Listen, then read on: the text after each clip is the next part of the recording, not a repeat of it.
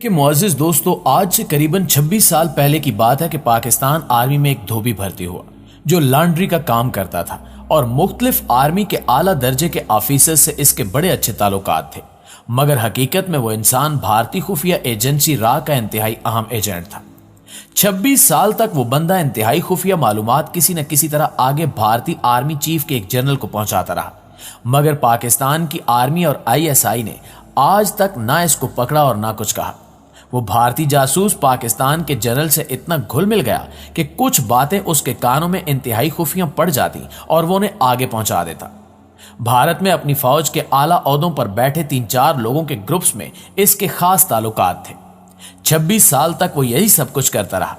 پاکستان میں اس نے شادی کی اور اس کے بچے بھی یہیں پیدا ہوئے، لیکن وہ بھارتی جاسوس جس آرمی آفیسر اور جنرل کو آگے انفارمیشن دیتا رہا، وہ لوگ بذات خود ISI کے ایجنٹ تھے جو بھارتی آرمی میں کرنل، جنرل اور میجر کے عہدوں پر فائز تھے۔ جب پہلی دفعہ دھوبی نے انفارمیشن دی تو بھارت کی فوج میں ISI کے ایجنٹ جو بڑے عہدوں پر فائز تھے، انہوں نے پاکستان میں اعلیٰ عہدوں پر فائز لوگوں کو خبر دے ڈالی، مگر ساتھ ہی یہ بھی کہا کہ جب تک یہ بندہ ڈیوٹی پر ہے اس کو ظاہر نہ ہونے دیا جائے کہ اس کا راز کھل چکا ہے، اور اسی طرح را کے منصوبے ہمیں پتہ چل سکتے ہیں۔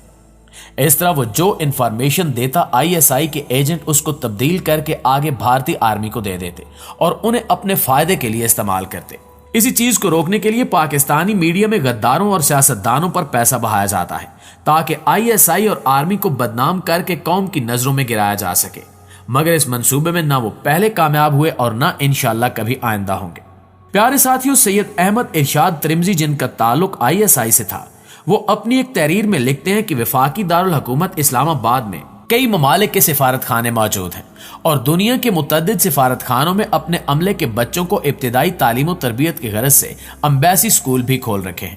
لیکن حقیقت یہ ہے کہ ان اسکولوں میں محض درس و تدریس کا کام ہی نہیں ہوتا، بلکہ ان اسکولوں کے عملے کے کئی ارکان کو تعلیمی سرگرمیوں کی آڑ میں جاسوسی کے کام پر بھی مامور کیا جاتا ہے۔ سید احمد ارشاد بتاتے ہیں کہ میں اور میری ٹیم ایک دن معمول کی چیکنگ پر تھے کہ ہمیں بھارت امبیسی اسکول کی ایک خاتون ٹیچر وینا کی سرگرمیاں مشکوک لگیں اور ہم نے اس پر نظر رکھنا شروع کر دی۔ چند دن بعد ہی ہمیں معلوم ہو گیا کہ مس وینا کا درس و تدریس سے کسی قسم کا کوئی تعلق نہیں ہے، بلکہ وہ استاد کے روپ میں ایک جاسوس ہے۔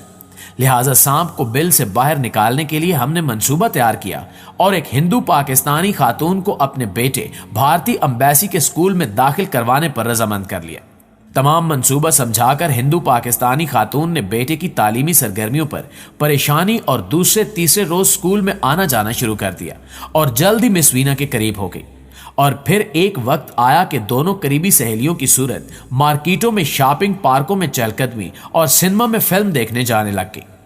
مس وینا اس ہندو پاکستانی خاتون کو اپنا اعلیٰ کار بنانے کا سوچ رہی تھی، جبکہ اس کو نہیں پتا تھا کہ صیاد خود جال میں پھنس چکا ہے۔ ہندو پاکستانی خاتون اور ہماری نظروں نے جلد ہی مس وینا کی حقیقت ہم پر آشکار کر دی اور اس کی کڑی نگرانی کا کام شروع کر دیا گیا۔ ایک روز بھارتی امبیسی کی جانب سے اسلام آباد کے ایک بڑے ہوٹل میں کمرہ بک کروایا گیا۔ یوں تو ایک یہ معمول کی بات ہے، مگر سفارت خانے کے مہمانوں کی شناخت اور ان کے بارے میں جاننا ہمارے فرائض میں شامل تھا۔ ہوٹل سے ہمارے آدمی نے اطلاع دی کہ مس وینا بھارتی ڈیفنس اسٹیچی کی گاڑی میں سفارت خانے کے عملے کے ایک رکن مسٹر کھنہ کے ساتھ، جو را کی ٹیم کا ممبر بھی تھا، ہوٹل پہنچی ہیں، اور کھنہ وینا کو ہوٹل کے کمرے میں چھوڑ کر لابی میں بیٹھا شاید کسی مہمان کا منتظر تھا۔ ہم نے ایئرپورٹ سے معلوم کیا تو معلوم ہوا کہ اس وقت کوئی جہاز نہیں آ رہا اور نہ ہی بھارتی سفارت خانے کی کوئی کار ایئرپورٹ گئی ہے۔ اس سے ظاہر ہوا کہ مہمان یہیں کا ہے۔